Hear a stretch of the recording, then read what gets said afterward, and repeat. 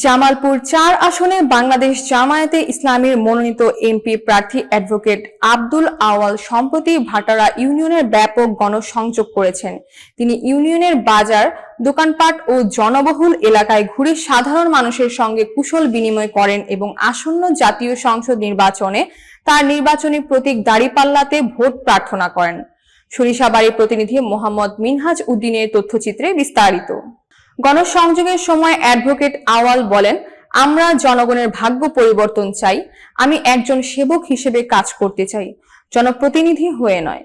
ইসলামী মূল্যবোধে বিশ্বাসী, কল্যাণমুখী সমাজ গঠনে জনগণের সহযোগিতা চাই।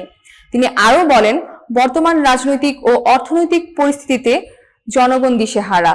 ন্যায় বিচার, সুশাসন ও জবাবদিহিতা প্রতিষ্ঠার জন্য বিকল্প শক্তি হিসেবে জামায়াত এগিয়ে আসবে। আমরা ক্ষমতার জন্য নয়, জনগণের কল্যাণের জন্য রাজনীতি করি। গণসংযোগে স্থানীয় নেতৃবৃন্দ, কর্মী ও সমর্থকরা ব্যাপক উৎসাহে অংশ নেন। তারা ইউনিয়নের বিভিন্ন এলাকায় লিফলেট বিতরণ করেন এবং সরাসরি ভোটারদের সঙ্গে সংযোগ স্থাপনা করেন।